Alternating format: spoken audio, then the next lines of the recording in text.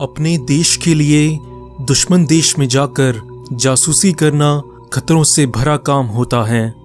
एक तरफ तो जहां हर वक्त सीक्रेट एजेंट्स की गर्दन पर मौत की तलवार लटकती रहती है, वहीं दूसरी तरफ बदकिस्मती से अगर वो देश की सेवा करते हुए दुश्मन देश में पकड़े जाएं तो अपने देश की ही सरकार उनसे पल्ला झाड़ लेती है और उन्हें पहचानने से ही मना कर देती है, और अंत में जब उनकी दुश्मन देश में मौत हो जाती है तो उनको अपने वतन की मिट्टी तक नसीब नहीं होती। आज हम आपको एक ऐसे ही भारतीय जासूस के बारे में बताने वाले हैं जिसकी कहानी किसी जेम्स बॉन्ड की मूवी से कम नहीं है। ये कहानी है भारत के जाबाज जासूस रविंद्र कौशिक उर्फ ब्लैक टाइगर की, जिनकी जिंदगी पर मशहूर फिल्म एक था टाइगर बनाई गई थी। बात है 70 के दशक की। 1965 की जंग पाकिस्तान बुरी तरह हार चुका था और 1971 में बांग्लादेश को खोने के बाद पाकिस्तान बदले की आग में झुलस रहा था और भारत के साथ एक और युद्ध की तैयारी कर रहा था।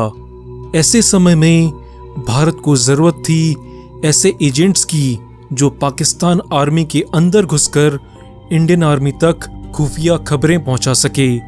तभी रॉ की नजर पड़ी रविंद्र कौशिक पर। रविंद्र कौशिक का जन्म राजस्थान के श्री गंगानगर में हुआ था। बचपन से ही उन्हें थिएटर का शौक था, इसलिए बड़ा होकर वो एक थिएटर कलाकार बन गए। एक बार लखनऊ के एक थिएटर प्रोग्राम में वो एक्टिंग कर रहे थे।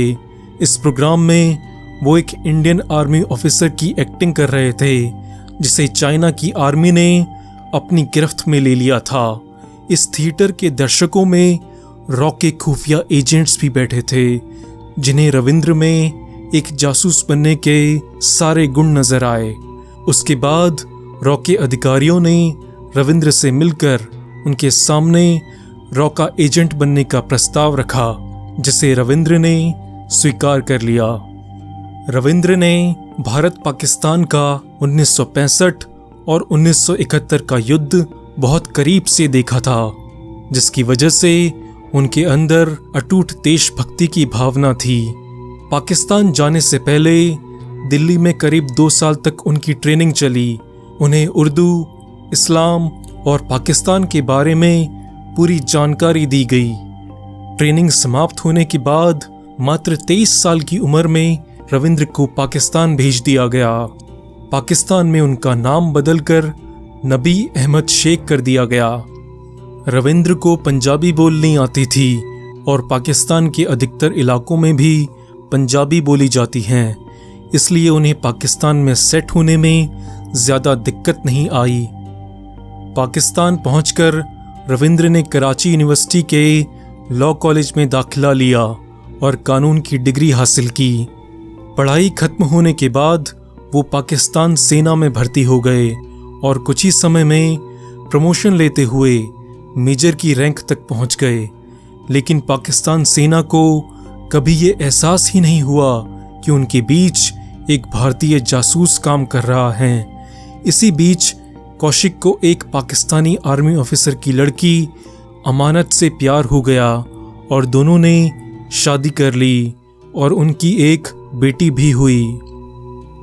रविंद्र कौशिक ने 1979 से लेकर 1983 तक पाकिस्तान सेना और सरकार से जुड़ी अहम जानकारियां भारत पहुंचाई।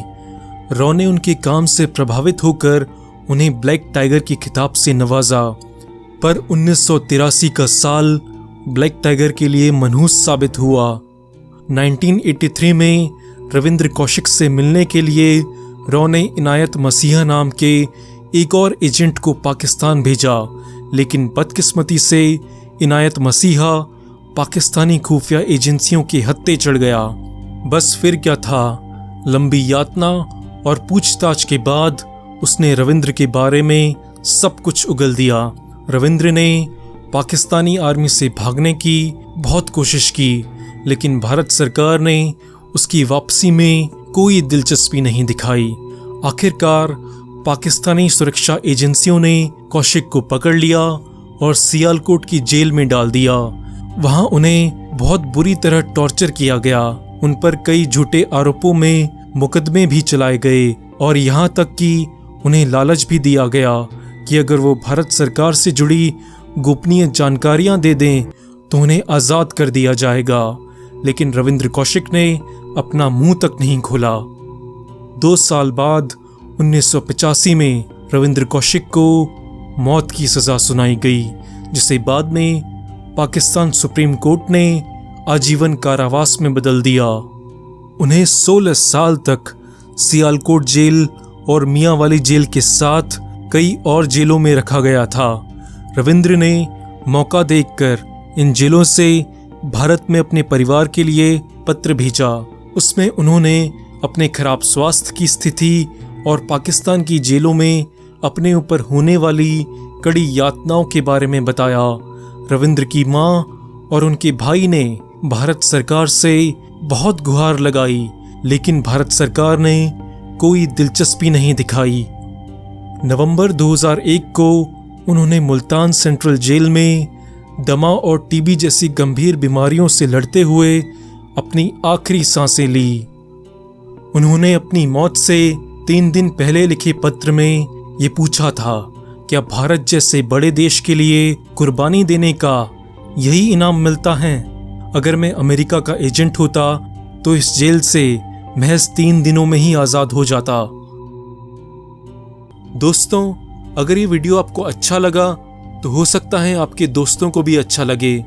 तो अगर आप अपने व्हाट्सएप ग्रुप्स और फेसबुक पर इस वीडियो को शेयर करेंगे तो हमें मोटिवेशन मिलेगा इससे ज़्यादा अच्छे वीडियोस बनाते रहने का।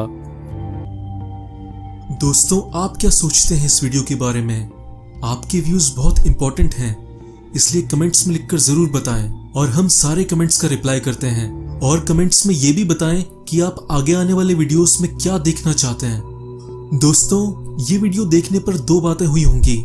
या तो ये वीडियो आपको अच्छा लगा होगा या बेकार लगा होगा। वीडियो अच्छा लगा तो लाइक करें, बेकार लगा तो डिसलाइक करें और कमेंट्स में बताएं भी कि क्यों बेकार लगा।